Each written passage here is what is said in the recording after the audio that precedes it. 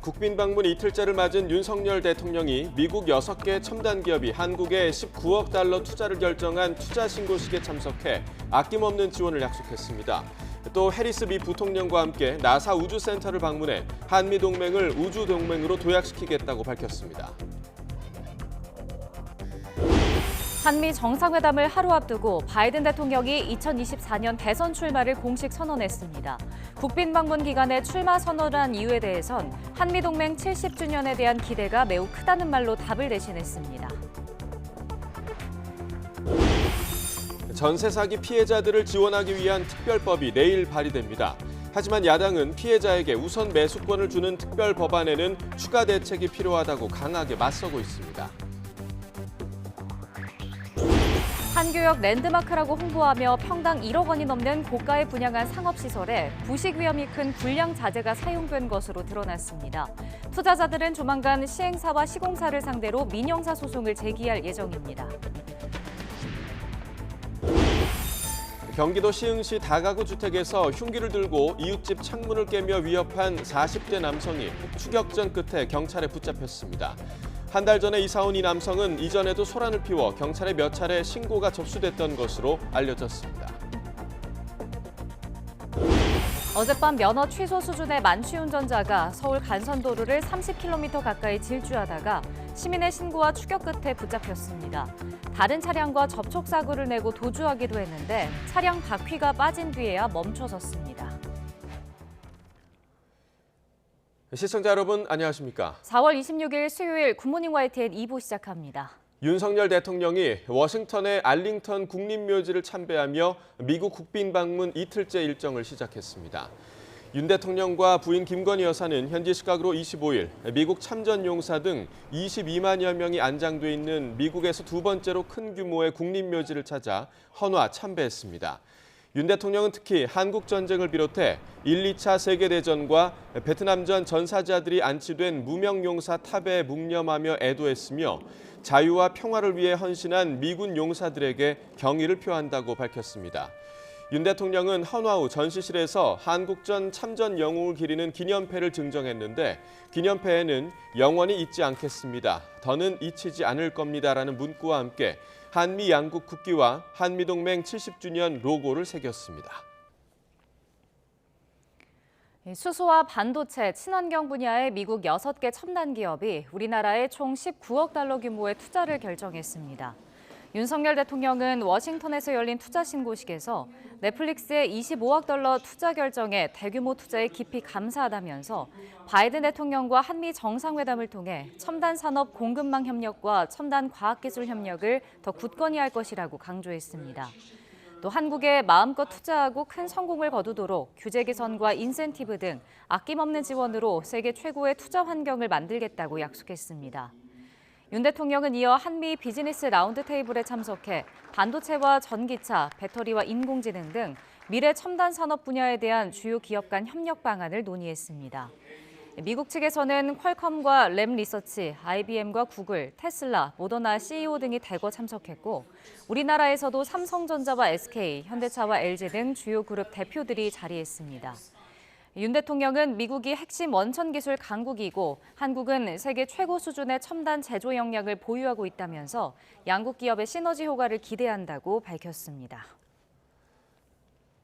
네, 윤 대통령은 이렇게 미국 기업인들과 만난 자리에서 한미 양국은 서로 믿을 수 있는 최적의 파트너라고 밝혔습니다. 핵심 원천 기술 강국인 미국과 최고 제조 역량을 가진 한국은 경제 협력을 통해 큰 시너지를 낼 수 있다고도 강조했습니다. 관련해서 들어보겠습니다.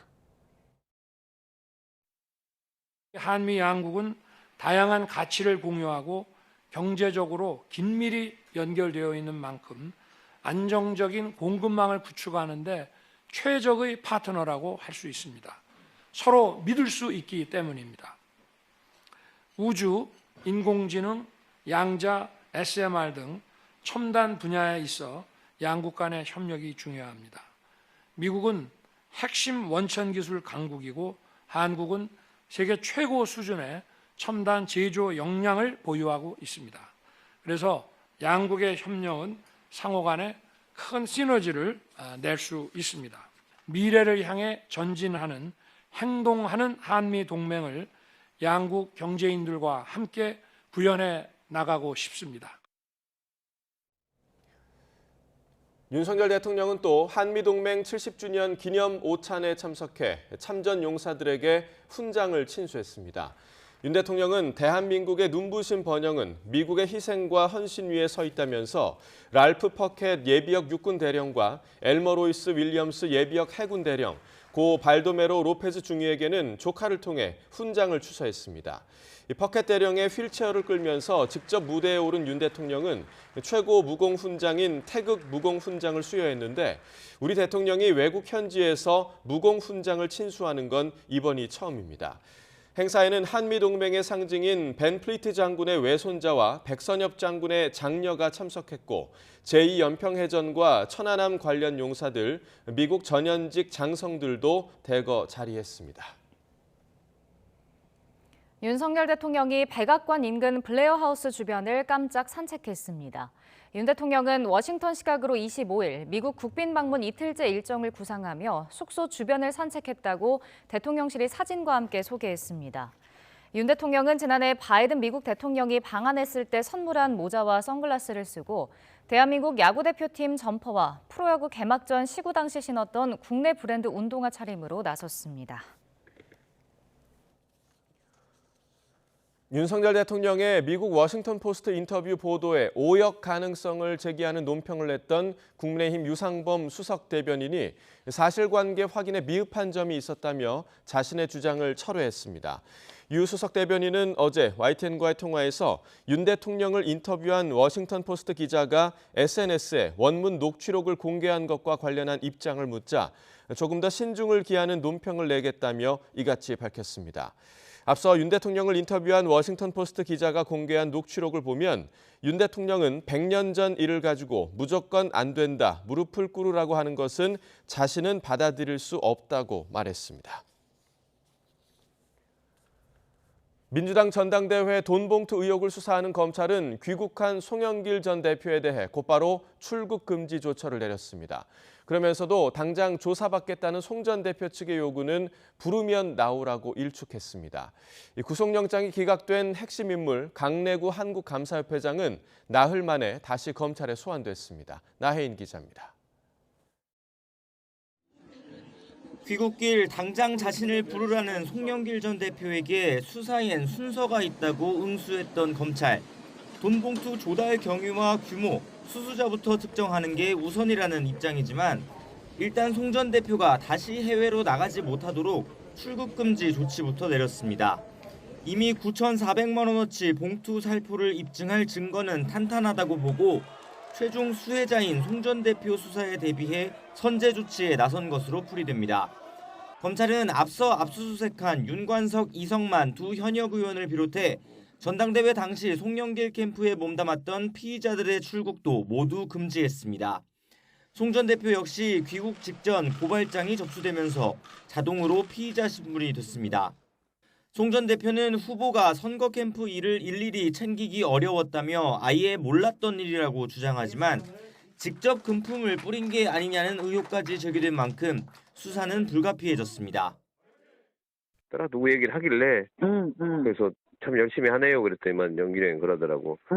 그래서 안 그래도 내가 조금 저 처리해줬어. 더 열심히 하라고 그래서. 다만 검찰은 이번 주 선제 출석까지 불사하겠다는 송 전 대표 측 입장엔 거듭 선을 그었습니다. 지금 당장 조사할 대상은 아니라며 필요한 시기가 되면 통보할 테니 그때 협조하라고 일축했습니다. 검찰은 일단 신병 확보에 실패한 핵심 피의자 강내구 한국감사협회장을 구속영장이 기각된 뒤 처음으로 다시 불러 조사했습니다. 송 전 대표가 귀국하면서 오히려 조직적 증거인멸 우려는 더 커졌다고 보고 보강 수사를 거쳐 다시 영장을 청구할 계획입니다. 강 회장의 스폰서로 지목된 사업가 김모 씨와 송 전 대표 보좌관을 지낸 박모 씨의 소환도 임박했다는 관측이 나옵니다. YTN 나혜인입니다. 수사에 몰린 더불어민주당에선 녹취록에 등장하는 현직 의원들의 탈당을 요구하는 목소리가 커지고 있습니다. 이재명 대표 등 당 지도부도 특단의 조치가 필요한 것 아니냐는 고심이 커지는 가운데 국민의힘은 탈당쇼를 하지 말라며 압박의 강도를 높이고 있습니다. 손효정 기자입니다. 전당대회 돈 살포 의혹 핵심 인물인 송영길 전 민주당 대표가 귀국 하루 만에 탈당계를 제출했지만 당 입장에선 충분치 않다는 의견이 지배적입니다. 금품수수 녹취록에 등장한 윤관석, 이성만 두 현직 의원이 별다른 입장을 표명하지 않은 채 자맹을 이어가고 있기 때문입니다. 대표님, 윤관석 의원이랑 이성만 거기까지. 실제 윤 의원은 의원실 주관 세미나에 참석하지 않았고 이 의원은 예정된 상임위 회의조차 불참한 채 지역에서 두문불출하는 것으로 알려졌습니다. 이에 당내 개파를 불문하고 출당 등 더 적극적인 조치를 취해야 하는 것 아니냐는 불만의 목소리가 커지고 있습니다. 민주당이 온정주의를 갖고 이 사안을 바라보면은 결코 해결할 수 없다라고 보여져요. 이럴 때를 대비해서 지도부가 필요한 거 아니겠습니까? 지도부의 결단이 항상 있어 왔거든요. 당 지도부의 고민도 커지고 있습니다. 지도부급 A 의원은 아직 두 의원이 탈당 의사를 밝히진 않았지만 지켜보고 있다며 송 전 대표 귀국을 압박했듯 물밑에서 여러 방법을 모색하고 있다고 설명했습니다. 사실상 스스로 결단을 기다리고 있는 셈입니다. 이런 가운데 당의 탈당계를 제출한 송 전 대표는 검찰의 조작만 아니면 진실이 왜곡될 리 없다며 이번 주 내 당장이라도 검찰 조사에 응하겠다는 뜻을 밝힌 것으로 전해졌습니다. 송 전 대표의 탈당을 두고 국민의힘은 돈 봉투 의혹에 대한 책임을 지지 않는 탈당 위장쇼라며 이를 방관하는 민주당 행태도 개탄스럽다며 비난 공세를 이어갔습니다. 전 대표가 저질렀던 돈 봉투 사건, 그게 뭔 대수냐는 식으로 하고 있는 저런 도덕 상실증에 걸린 사람들이 어떻게 대한민국을 이끌어나가겠다는 생각하는 것이 저는 끔찍하기 짝이 없습니다. 민주당 일각에선 돈 봉투 의혹 연루자들에 대한 검찰 소환 통보나 구속영장 청구 등을 계기로 탈당의 계기가 마련되리란 시각도 있지만 이번 사태로 당 지지율이 하락세로 접어든 만큼 의혹의 핵심 당사자인 윤관석, 이성만 의원 역시 서둘러 당적을 내려놔야 한다는 주장도 그치지 않고 있습니다. YTN 손효정입니다.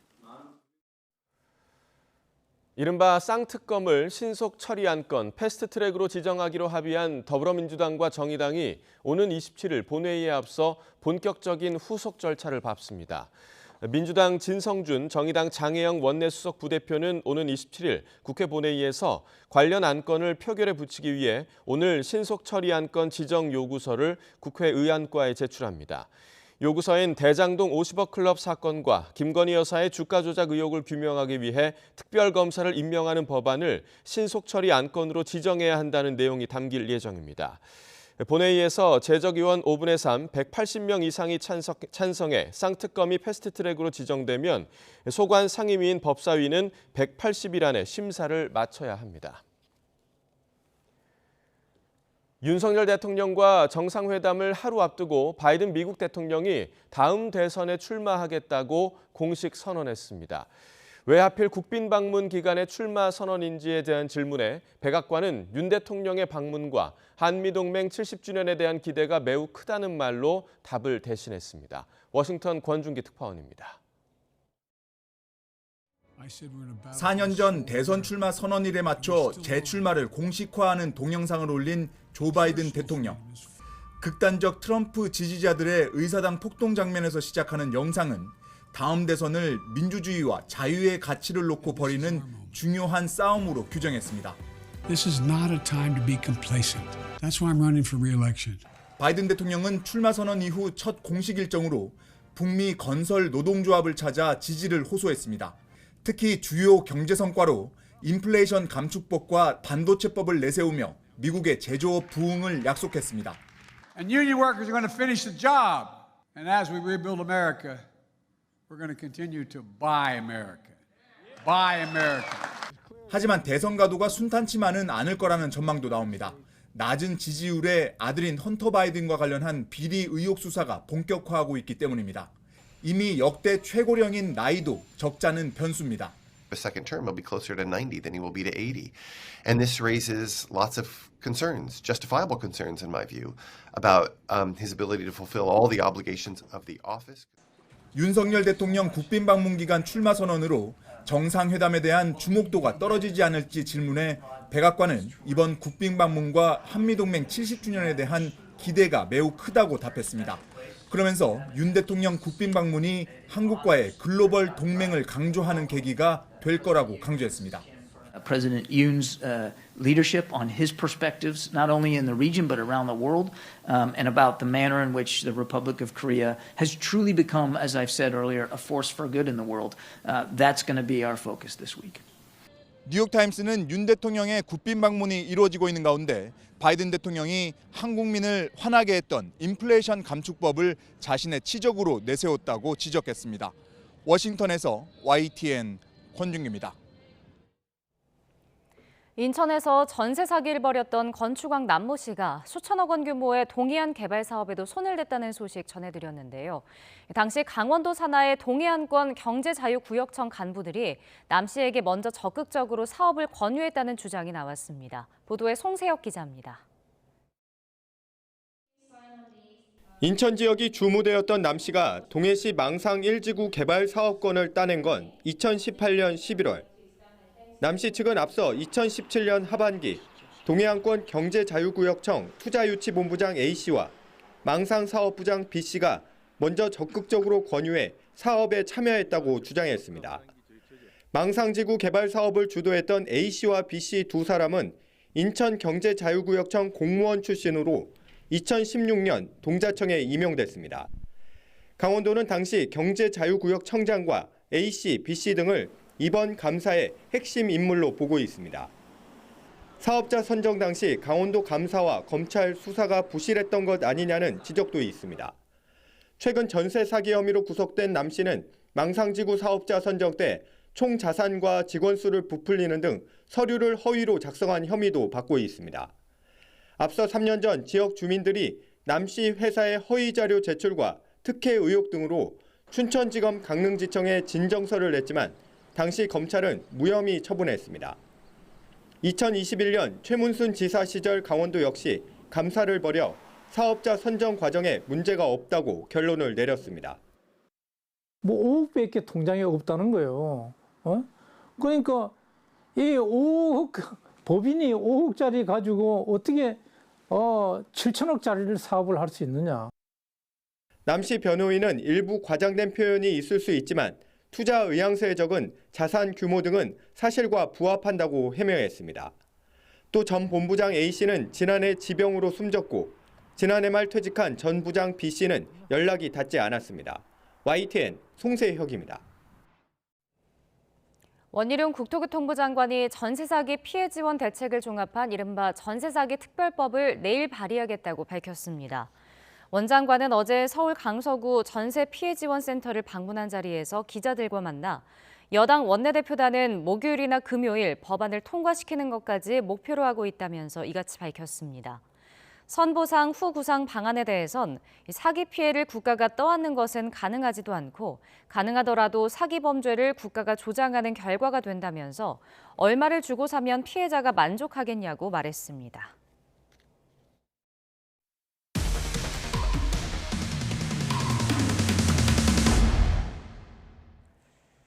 경기 성남시 판교역 랜드마크를 자처하던 한 상업형 오피스텔 건물에 불량 자재가 사용된 사실이 YTN 취재 결과 드러났습니다.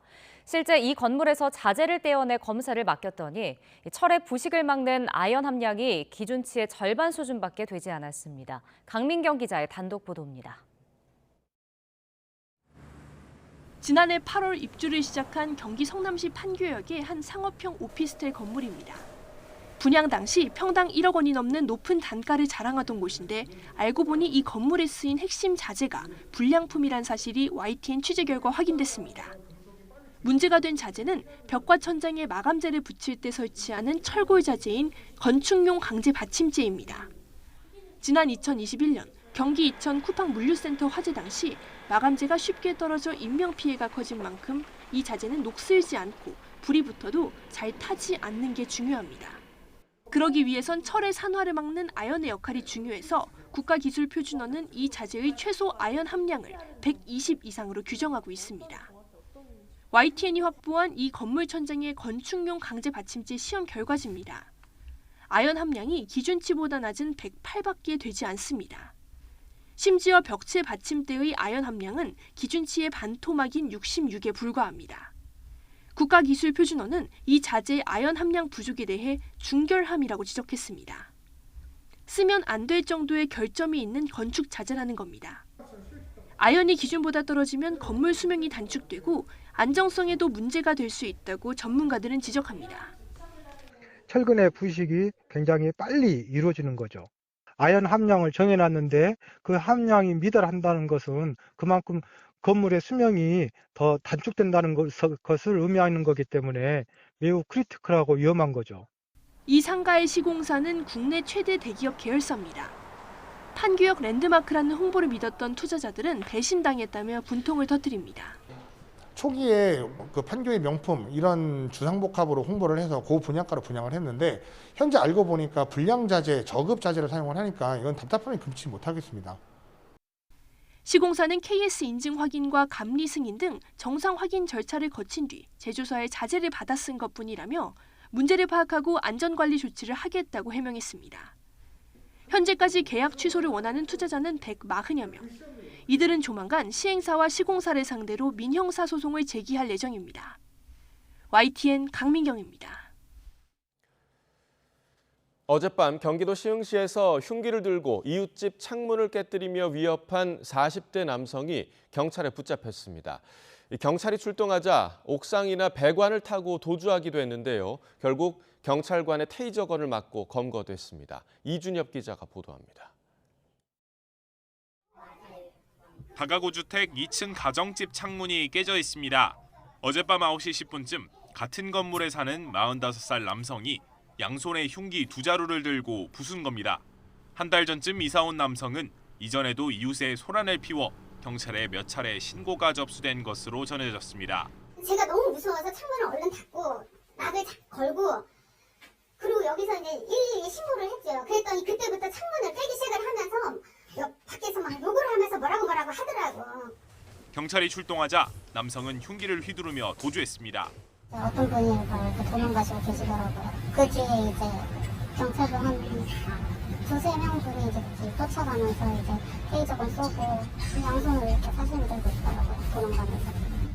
남성은 경찰이 뒤쫓아 옥상을 통해 이곳 옆 건물까지 왔다가 배관을 타고 내려가던 도중 테이저건을 맞고 붙잡혔습니다. 대치가 이어지는 동안 시흥시는 주민에게 외출을 자제하라는 안전안내 문자를 보내기도 했습니다. 난동을 벌인 남성은 평상시에도 이웃집에서 자신을 엿듣는다고 주장한 것으로 전해졌습니다. 경찰은 남성을 조사한 뒤 구속영장 신청 여부를 결정할 방침입니다. 검거 당시 마약이나 음주 상태는 아니었던 것으로 파악됐습니다. YTN 이준엽입니다. 어젯밤 만취 운전자가 서울 간선도로를 질주를 하다가 시민의 신고와 추격 끝에 붙잡혔습니다. 음주운전자는 다른 차량과 접촉사고를 내고 도주하기도 했는데요. 광란의 질주는 차량 바퀴가 빠진 뒤에야 끝이 났습니다. 신지원 기자가 보도합니다. 어젯밤 자정이 가까운 시각, 흰색 승용차가 차선을 넘나들며 질주합니다. 뒤따르던 운전자가 다급히 경찰에 신고하지만 네, 안녕하세요. 저 지금 운전하면서 보니까 앞차가 술 먹은 것 같아가지고 비틀비틀거려요. 감명북로거든요. 신고 뒤에도 음주운전은 20분간 계속됐습니다. 결국 앞서가던 경찰을 들이받고 도로를 이탈하기까지 합니다. 박았다. 박았어! 사고 났어요! 들이박았다니까 지금. 아이, 차들 빨리 와야지. 피해 차량은 도로에서 180도 회전하고 뒤따르던 차량은 간발의 차로 피해갑니다. 하지만 사고를 낸 운전자는 아무런 조치 없이 도주합니다.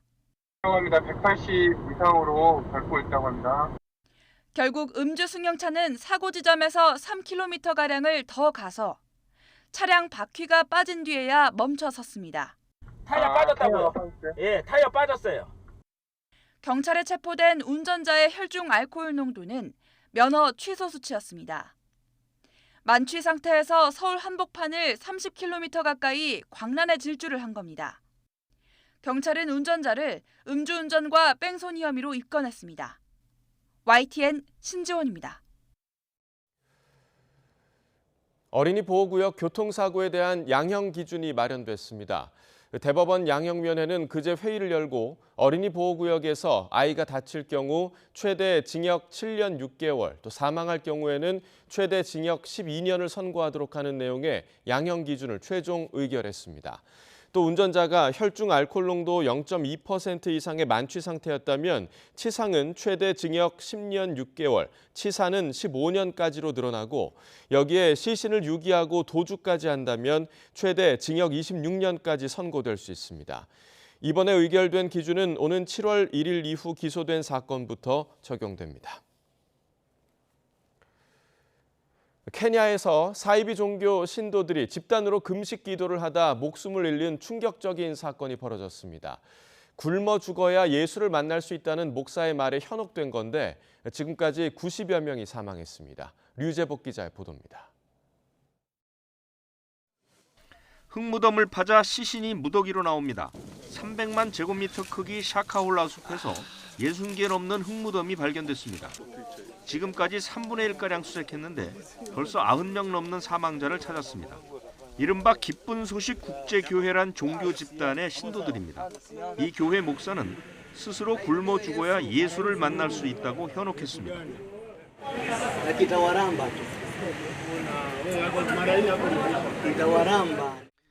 주민들이 사라진다는 제보로 수사에 나선 경찰은 맥켄지 목사를 체포한 뒤 수색에 나섰습니다. 접수된 실종자만 212명입니다. 일부 신도를 구했지만 죽을 때까지 기도하겠다며 물과 음식을 거부하는 사람도 적지 않습니다. 맥켄지는 지난 2017년 아이들을 학교에 보내지 말라고 강요한 혐의로 체포되기도 했습니다. Paul Mackenzie, he has several previous different criminal records dating back to 2017. 케냐 정부는 이번 사건을 대량 학살로 규정했습니다. 헌법에 보장된 종교의 자유를 남용했다며 강한 처벌을 예고했습니다. Terrorists use religion to advance their heinous acts. People like Mr. Mackenzie are using religion to do exactly the same thing. 인구의 85%가 기독교 신자인 케냐는 사이비 종교가 난립해 사회 문제가 되고 있습니다. 이에 따라 이단 종파의 통제를 강화해야 한다는 목소리가 커지고 있습니다. YTN 유재복입니다.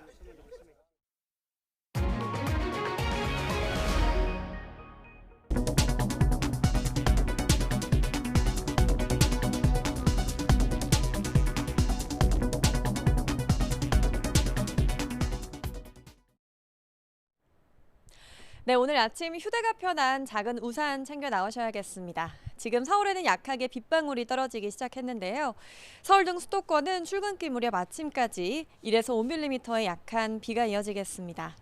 비가 그치고 나서 낮에는 바람이 강하게 불겠고 기온이 크게 오르지 못하겠습니다. 현재 9도 안팎을 보이는 서울의 기온은 한낮에도 15도에 머물면서 평년 수준을 5도가량 밑돌겠습니다.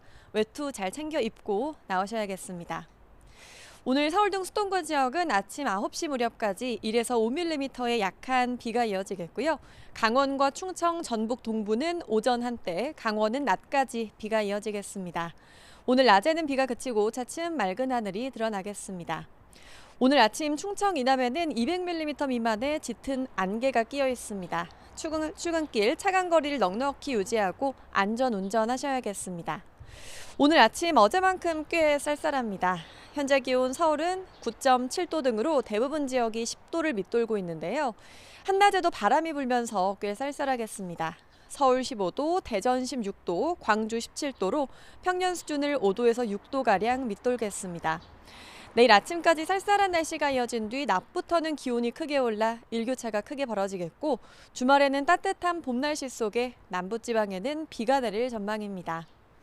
기온이 들쑥날쑥한 요즘 면역력이 떨어지면서 감기 등 호흡기 질환에 걸리기 쉽습니다.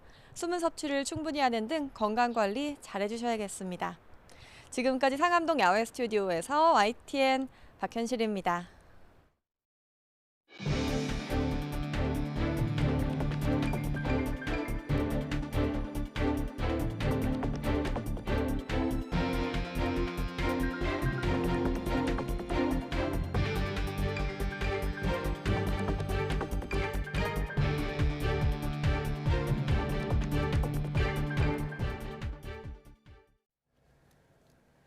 전세 사기 피해 신고 10명 중 7명은 주택 마련 비용이 넉넉하지 못한 20, 30대 청년층이나 신혼부부들입니다. 장기간 소송에 어렵게 승소해도 전 재산이나 다름없는 보증금을 제대로 돌려받지 못해 피해자들의 고통이 가중되고 있습니다. 박정현 기자가 만나봤습니다. 지난 2014년 29살에 결혼한 A씨 부부는 인천에 있는 오피스텔에서 첫 보금자리를 마련했습니다. 전세 계약 당시 집에 근저당 1억 8천만 원이 걸려 있었지만 의심도 잠시뿐. 법인 임대인과 공인중개사가 전세 보증금을 받으면 근저당을 낮춘다는 특약을 넣겠다며 새내기 부부를 안심시켰습니다. 부부가 어렵게 모은 3천만 원에 대출금 6천만 원을 보태 9천만 원을 건넸지만 5달 뒤 날아든 건 집이 경매에 넘어간다는 통지서였습니다. 황당했죠. 이제 신혼집으로 들어온 건데 전세자금 대출도 받아서 들어간 건데 이런 일이 생기니까 참담한 마음이었죠. 진짜 괴롭기도 하고. 알고 보니 사채를 끌어당겨 오피스텔 수채를 매입했던 법인 임대인은 이미 다른 임차 보증금도 반환을 하지 못한 상태였습니다. 회사 명의 계좌가 넘어간 상황에서도 부부를 속여 전세 계약을 해 돌려줄 의도가 없었던 겁니다. 2년 뒤 결국 법정에서 사기죄가 인정돼 임대인 측 2명은 실형까지 확정받았습니다. 이어 보증금 반환 소송에서도 승소했지만 임대인 측이 변제 능력이 없다며 버틴 탓에 두 사람은 한 푼도 돌려받을 수 없었습니다. 민사소송을 갔더니 이 사람이 그냥 자기가 징역을 살겠다 해버리니까 어디에다가 이걸 요청할 수 있는 곳이 없더라고요. 아예 없는 회사였으니까요. 졸지에 전 재산을 잃고 대출금의 이자까지 떠안게 된 부부의 삶은 이후 완전히 바뀌었습니다. 늘어난 빚에 개인회생 절차에도 들어갔고 2년 가까이 이어진 송사를 쫓아다니느라 자동차 정비사였던 남편은 직장을 그만둬야 했습니다. 개인회생을 이제 들어가고 나니까 이제 쉽게 이제 제 명의로 된 통장 하나 이제 만들 수 없는 상황이었잖아요. 그래서 쉽게 그냥 회사는 꿈도 못 꿨고요. 택배 알바도 해봤고요. 뭐 상하차 그리고 세차, 뭐 광택일, 여러 뭐 일용직, 뭐는 노가다 이런 것도 해보고. 지난해 부부는 5년 만에 빚을 모두 갚았지만 최근 잇따른 전세 사기 피해 소식이 남의 일 같지 않습니다. 자기들이 피해를 입은 9년 전과 달라진 게 없다는 겁니다. 임대차 보증금을 반환하지 않기 위해서 법인을 만들어서 이제 임대인이 임대차를 하는 경우들이 많은데 이런 경우에 보통 법인의 재산이 없기 때문에 민사소송이나 이런 절차를 오랜 시간 거치더라도 나중에 최종적으로는 임대차 보증금을 반환받지 못하게 될 가능성이 높아집니다. 장기간 소송까지 어렵게 이겨도 보증금을 쉽게 되찾기 어려운 구조에 피해자들의 한숨만 커지고 있습니다. YTN 박정현입니다. 정부가 간호법을 제정하지 않고도 방문형 간호 서비스를 확대하겠다는 대안을 제시했습니다. 내일 간호법의 국회 본회의 상정을 앞두고 막판 중재에 어떤 영향을 미칠지 주목됩니다. 김평정 기자입니다.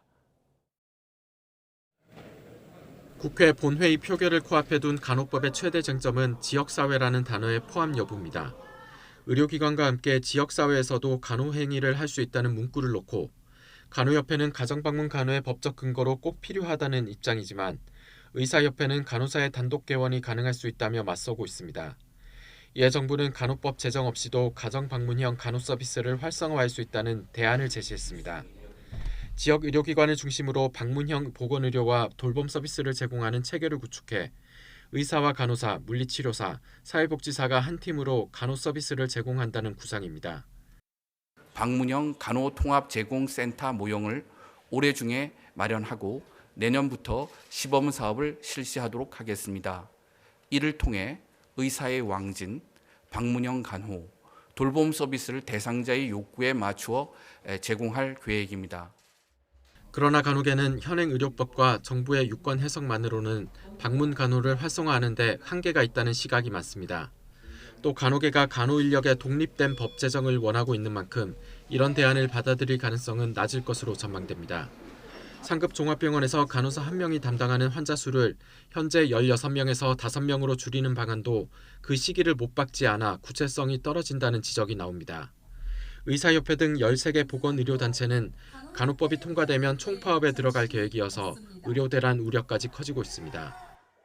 여러분, 과연 이것이 간호사의 처우 개선입니까? 업무 영역 침탈입니까? 간호법을 사이에 둔 극한 대립이 이번 정부의 대안 제시로 좁혀질 수 있을지에 관심이 쏠리고 있습니다. YTN 김평정입니다.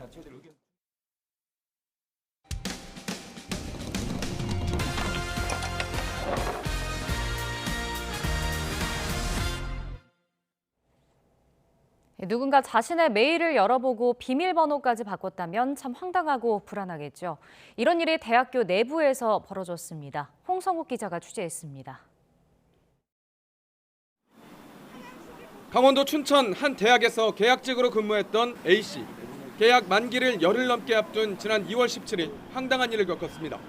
휴가 중 누군가 자신의 회사 메일을 열어본 것도 모자라 비밀번호까지 바꾼 겁니다. 비밀번호가 계속 맞지가 않는다고 하니까 그때 이제 이거는 뭐 누군가 비밀번호를 바꿨구나 그렇게 알게 됐죠. 동의 없이 A씨의 메일을 확인하고 비밀번호까지 바꾼 건 같은 부서 상사 박모 씨. 비밀번호를 저 휴가 중인데 임의로 바꾸시면 어떡해요? 미안하다 야. 나 지금 급해가지고. 아니 아무리 총장님한테 보고해야 될 게 있어가지고. 상사 박 씨는 리모델링 업체와의 비용 문제를 확인하기 위해 메일을 열어봤다고 해명했습니다. 하지만 A 씨는 사전에 동의를 구할 수 있는 상황이었다며 이해할 수 없다고 밝혔습니다. 제가 휴가 중이었고 연락이 뭐 안 되는 상황도 아니었는데 납득이 안 가죠. 남의 이메일 그냥 열고 들어갔으니까 해킹이잖아요. 황당한 일은 또 있었습니다. A 씨가 반발하자 해당 부서는 대학 전산원에 부랴부랴 공문을 보냅니다. 조만간 A 씨가 퇴사 예정이니 비밀번호를 초기화해달라는 내용이었습니다.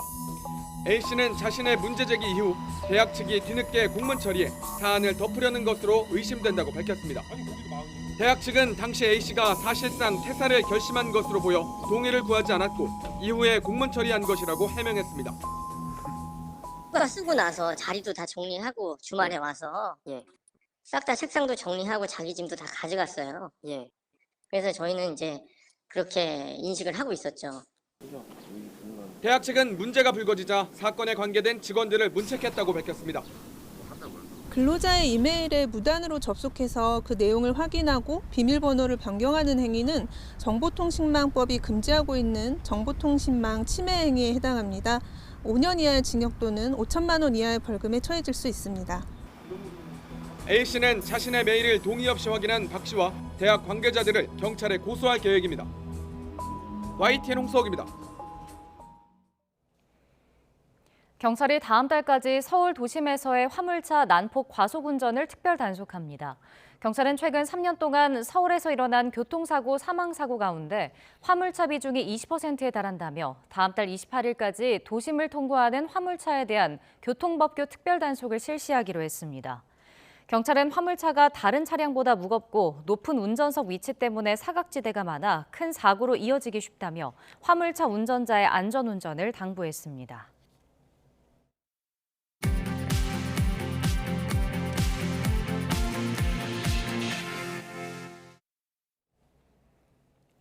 네, 이 시각 세계인입니다.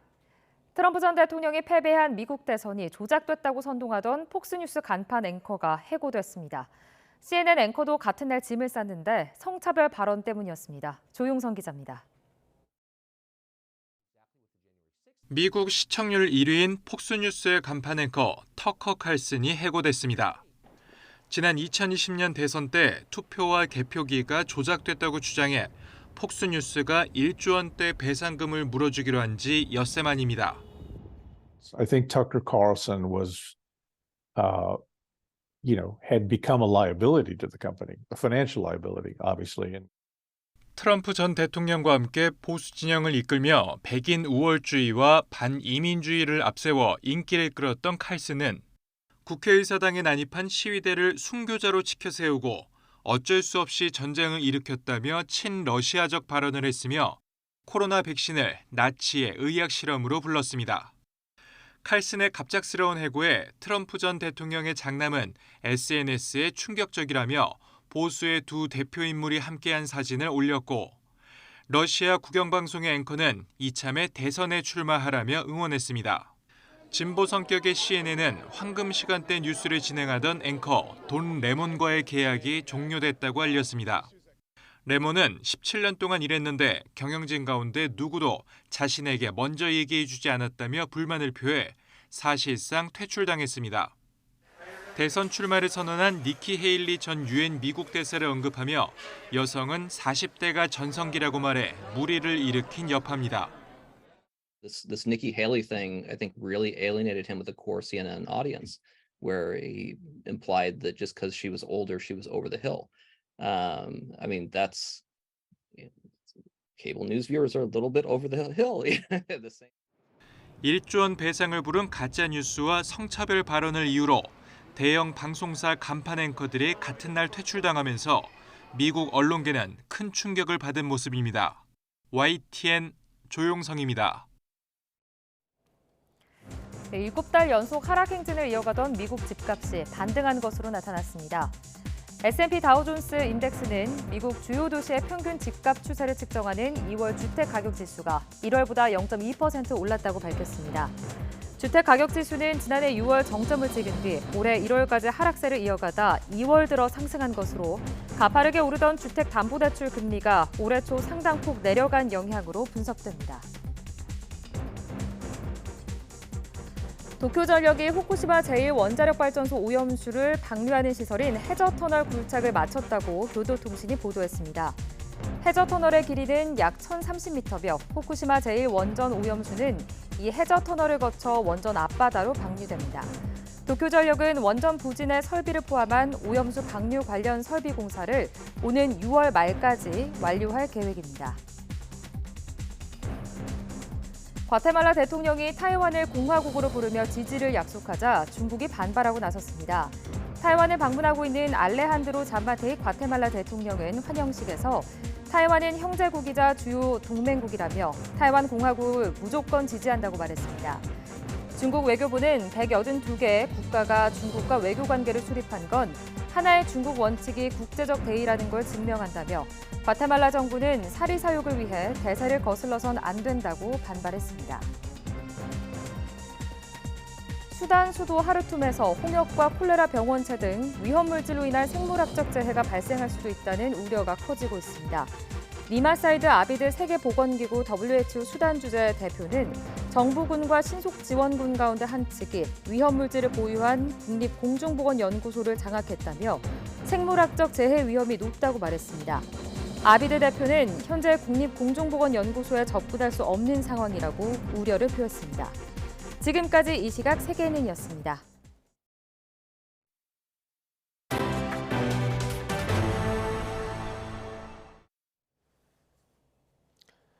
퇴임 후 경남 양산에 내려가 살고 있는 문재인 전 대통령이 시골 마을에 작은 책방을 열었습니다. 문 전 대통령은 이 책방이 지역의 명소가 되기를 기대한다고 밝혔습니다. 박종혁 기자가 보도합니다. 문재인 전 대통령 내외가 하얀 천을 걷어냅니다. 시골 마을의 한가운데에 자리한 140여 제곱미터의 소박한 서점 평산 책방. 문 전 대통령 내외가 사는 마을 이름을 땄습니다. 평산 책방 화이팅! 평산 책방은 문 전 대통령 사저의 경호구역 안에 있습니다. 문 전 대통령이 8억 5천만 원을 주고 이웃 주민의 집을 사서 서점으로 꾸몄습니다. 작은 도서관은 마을 주민은 물론 방문객들이 책을 읽을 수 있는 공간입니다. 문 전 대통령은 감사 인사에서 책방을 열게 돼 무척 기쁘고 독서 문화가 확산하는 거점이 되길 바란다고 말했습니다. 평산 책방이 평산 마을과 지산리의 명소가 되고 또 브랜드가 돼서 지역 경제에도 도움이 되고 또 자랑거리가 되기를 기대합니다. 책방에는 문 전 대통령의 추천책, 사회과, 수필 등 10개 분야의 3천여 권이 마련됐습니다. 책방 운영은 재단 법인과 마을 주민이 참여하는 운영위원회가 맡습니다. 마을 주민들은 책방이 마을의 사랑방이 되길 희망합니다. 시골에서 이런 책방이나 도서관이 들었으면 얼마나 아름답습니까? 이 책방을 해서 우리 마을 사람들 또 같이 만나서 차도 묻고 뭐 같이 일도 하고 토론도 하고 얼마나 좋습니까? 문재인 전 대통령은 책방지기를 맡아 책을 주제로 토론하는 등 소통 행보를 늘려갈 계획입니다. YTN 박종혁입니다. 구글의 대표적인 스타트업 프로그램인 스타트업 스쿨이 부산에서 문을 열었습니다. 스타트업에 관심이 많은 대학생이 많은 도시라는 점이 구글이 부산을 선택한 이유입니다. 김종호 기자가 보도합니다. 구글 스타트업 스쿨은 창업 활동에 도움을 주는 참여형 교육 프로그램입니다. 전 세계적으로 7천여 개 스타트업이나 기업을 대상으로 진행해 22,000여 명이 참가했습니다. 지역을 기반으로 하는 사례는 부산이 국내 처음입니다. 구글은 인프라와 수많은 창업 사례 등을 부산을 선택한 이유로 꼽았고 특히 대학이 많은 점에 주목했습니다. Which means young talent. Startups need talent to thrive. And so if you look at this area, there's so many young students who are hungry to dive into startups. 스타트업 스쿨은 문제 해결 능력, 디지털 마케팅, 인공지능 등을 주제로 12주 과정 프로그램으로 진행합니다. 구글 전문가가 직접 참여하고 스타트업 사례를 기반으로 운영에서 겪는 상황에 대한 해결책까지 과정에 포함합니다. 부산시는 스타트업 스쿨이 배출할 창업자에 대한 사후 관리도 준비 중입니다. 부산에 정주하더라도 얼마든지 또 아기 유니콘이나 예비 유니콘 또 나아가서는 유니콘까지 갈 수 있다는 확신을 심어주는 것이 중요하다고 생각하고요. 구글과 부산시는 올 한 해 1,000명을 목표로 2차례 프로그램을 진행할 예정입니다. 스타트업 스쿨 부산은 현재 홈페이지에서 참여자를 모집하고 있습니다. 첫 프로그램은 다음 달 4일 시작합니다. YTN 김종호입니다. 문화체육관광부가 방미 중인 윤석열 대통령과 면담한 테드 서렌도스 넷플릭스 대표가 K 콘텐츠 산업에 25억 달러, 우리 돈 3조 3천억 원 투자를 결정한 데 대해 영상 콘텐츠 산업 투자 유치 사상 최대 규모라고 밝혔습니다. 문체부는 이번 투자 유치가 국내 콘텐츠 제작사 역량 강화와 글로벌 시장 진출 확대, 콘텐츠 산업 관련 일자리 6만 8천여 개 창출 등 이 콘텐츠 산업이 크게 발전하는 계기가 될 것이라고 평가했습니다. 또 이번 투자가 창의적인 아이디어와 역량을 보유한 국내 제작사의 자금난을 해소하는 마중물이 될 것으로 기대했습니다. 일제가 훼손한 경복궁 광화문 앞 월대가 100년 만에 복원돼 올가을에 시민회에 개방됩니다. 문화재청은 어제 국립고궁박물관에서 열린 기자간담회에서 올해 10월까지 광화문 월대 복원 공사를 마무리해 시민들에게 전면 개방할 계획이라고 밝혔습니다. 월대는 궁궐 안이나 정문 앞에 넓게 설치한 대로 왕실의 위엄을 높이기 위한 건축물인데 궁궐 정문에 난간석을 두르고 터보다 한층 높게 만든 기단을 쌓은 건 광화문 월대가 유일합니다. 2시즌 연속 우승을 노리는 프로농구 서울 SK가 챔피언 결정전 1차전을 가져오며 기선을 제압했습니다. 상대가 알고도 못 막는다는 김선영과 원희 콤비의 공격력은 역시 강력했습니다. 보도에 허재원 기자입니다. 인상공사의 거센 추격이 시작되고 2점차 턱밑까지 쫓긴 4쿼터 중반. SK의 주무기 김선영과 원희의 2대2 공격이 잇따라 불을 뿜습니다. 김선영의 패스를 원희가 받아 골로 연결하는 상대가 알고도 못 막는다는 SK의 공격 패턴입니다. 원희의 연속 6득점으로 점수차가 8점까지 벌어지면서 SK가 승기를 잡았습니다. 인상공사가 마지막 추격의 불씨를 살리던 경기 종료 1분 전에는 김선영이 플로터를 터뜨리며 승부에 쐐기를 박았습니다. 김선영이 22득점에 12개의 어시스트를 기록하고 원희가 23점 10리바운드로 활약한 SK는 8점 차 승리와 함께 챔프전 1차전 기선을 제압했습니다. 한마디로 이게 챔피언 결정전이다라는 게임을 했던 것 같고요. 분위기를 끝까지 끌고 가면서 귀중한 첫승, 확률 높은 첫승을 가져가게 돼서 기분 좋습니다. 정규리그 6라운드 9경기를 모두 이긴 SK는 KCC와의 6강 플레이오프, LG와의 4강 플레이오프에 이어 챔프전 1차전까지 16경기를 내리 이겼습니다. 역대 챔프전에서 1차전을 이긴 팀이 우승을 차지한 것 25번 중 18번으로 확률은 72%에 이릅니다. SK가 유리한 고지를 점한 가운데 두 팀은 하루를 쉬고 인상공사 홈인 안양에서 2차전을 치릅니다. YTN 허재원입니다. 오늘 아침 중부지방에 계신 분들은 휴대가 편한 작은 우산 챙기시면 좋겠습니다. 지금 경기 북부지방부터 비가 내리기 시작했는데요.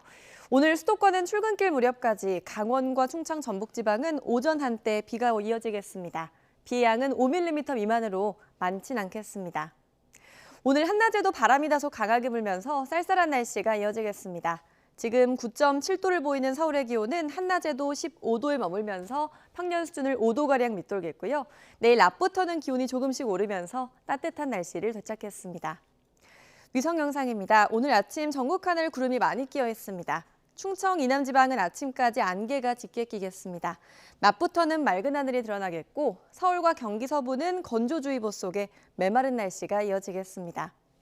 현재 기온 대부분 10도를 밑돌면서 쌀쌀한 날씨를 보이고 있습니다. 한낮에도 서울 15도, 강릉 18도, 안동 17도, 전주 15도에 머물겠습니다. 내일 아침까지 쌀쌀한 날씨가 이어진 뒤 낮부터 기온이 오르겠고 토요일에는 따뜻한 날씨 속에 남부지방에 비가 내리겠습니다. 지금까지 날씨 정보였습니다. 굿모닝 YTN 2부 마칩니다. 잠시 후 6시 50분 3부에서 뵙겠습니다.